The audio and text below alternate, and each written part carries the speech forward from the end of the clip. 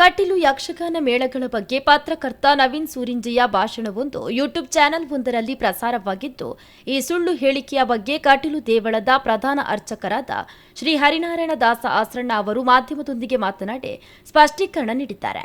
ನವೀನ್ ಸೂರಿಂಜೆ ಹಿಂದೂ ವಿರೋಧಿ ಹೇಳಿಕೆಗಳನ್ನು ನೀಡುತ್ತಾ ಬಂದವರು. ಆದರೆ ಕಟೀಲು ಮೇಳದ ಬಗ್ಗೆ ಮಾತನಾಡಿದ ಅವರು, ಕಟೀಲು ಮೇಳದ ದೇವರು ಬ್ರಾಹ್ಮಣರ ಮನೆಯಲ್ಲಿ ಮಾತ್ರ ಇಡಲಾಗುತ್ತದೆ ಎಂದಿದ್ದಾರೆ. ಬೇರೆ ಜಾತಿಯವರ ಮನೆಗೆ ಹೋಗುವುದಿಲ್ಲ ಎಂದಿದ್ದಾರೆ. ಆದರೆ ಕಟೀಲು ಯಕ್ಷಗಾನ ಮೇಳದ ದೇವರು ಬ್ರಾಹ್ಮಣೇತರ ಮನೆಗಳಲ್ಲೇ ಸಸ್ಯಾಹಾರಿಗಳಾಗಿದ್ದರೆ ಅಂತಹ ಮನೆಗಳಲ್ಲೇ ಎಲ್ಲಾ ಕಡೆಗಳಲ್ಲಿ ಇಡುತ್ತಾರೆ.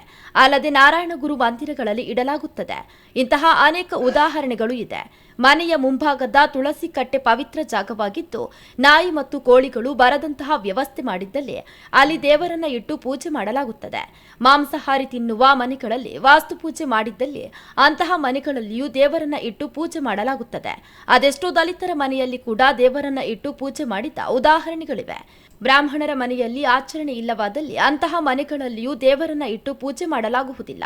ಇದು ಜಾತಿಗೆ ಸಂಬಂಧಪಟ್ಟ ಮೇಳ ಅಲ್ಲ ಎಂಬುದನ್ನ ಈ ಮೂಲಕ ಸ್ಪಷ್ಟಪಡಿಸುತ್ತೇನೆ.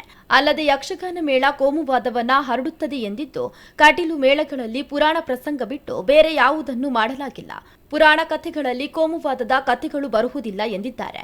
ಎಲ್ಲಿಯಾದರೂ ಸಸ್ಯಾಹಾರ ಮಾತ್ರ ಇರುತ್ತದೆ ಅಂತಾದ್ರೆ ಆ ಸಸ್ಯಾಹಾರ ಮಾತ್ರ ಮಾಡುವಂತಹ ಜಾಗದಲ್ಲಿ ಕಟೀಲು ಮೇಳದ ದೇವರನ್ನು ಇಡುತ್ತಾರೆ. ಉದಾಹರಣೆಗೆ ನಾರಾಯಣ ಗುರು ಮಂದಿರದಲ್ಲಿ ಕಟೀಲು ದೇವರ ಪೆಟ್ಟಿಗೆಯನ್ನು ಇಟ್ಟು ಪೂಜೆ ಆಗ್ತದೆ, ದೇವರಿಗೆ ಪೂಜೆ ಆಗ್ತದೆ.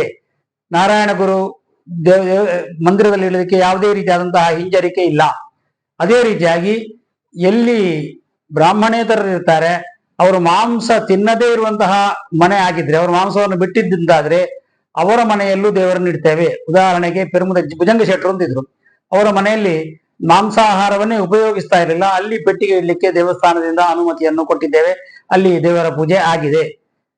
ಯಾವುದೇ ಬ್ರಾಹ್ಮಣೇತರರ ಮನೆಯಲ್ಲಿ ಮಾಂಸಾಹಾರ ತಿನ್ನುವುದಿದ್ರೆ ಅವರ ತುಳಸಿ ಕಟ್ಟೆಗೆ ಯಾವುದೇ ದೋಷ ಇಲ್ಲ ಅಂತ ಹೇಳಿ ತುಳಸಿ ಕಟ್ಟೆ ಹತ್ರ ನಾಯಿ ಅಥವಾ ಕೋಳಿ ಬರದ ಹಾಗೆ ವ್ಯವಸ್ಥೆ ಮಾಡಿಕೊಟ್ರೆ ಅಲ್ಲಿ ಕಟೀಲು ದೇವರ ಮೇಳದ ಪೂಜೆ ನಡೆಯುತ್ತದೆ. ಕಟೀಲು ಮೇಳದಲ್ಲಿ ಸುಮಾರು 59% ಕಲಾವಿದರು ಹಿಂದುಳಿದ ವರ್ಗದಿಂದ ಬಂದವರು. ಬ್ರಾಹ್ಮಣರಲ್ಲದವರೇ ಹೆಚ್ಚಾಗಿ ಕಟೀಲು ಮೇಳದ ಕಲಾವಿದರಾಗಿದ್ದಾರೆ. ಕಟೀಲು ಮೇಳದ ಆಟವನ್ನ ಕೇವಲ ಹಿಂದೂ ಧರ್ಮದವರು ಮಾತ್ರ ಅಲ್ಲ, ಕ್ರೈಸ್ತರು, ಮುಸ್ಲಿಂ ಬಾಂಧವರು ಆಡಿಸುತ್ತಾರೆ. ಎಷ್ಟೋ 10 ಸಂವತ್ಸರ ಆಟದಲ್ಲಿ ಕ್ರೈಸ್ತ ಬಾಂಧವರು ಅಧ್ಯಕ್ಷರಾಗಿದ್ದಾರೆ ಎಂದರು.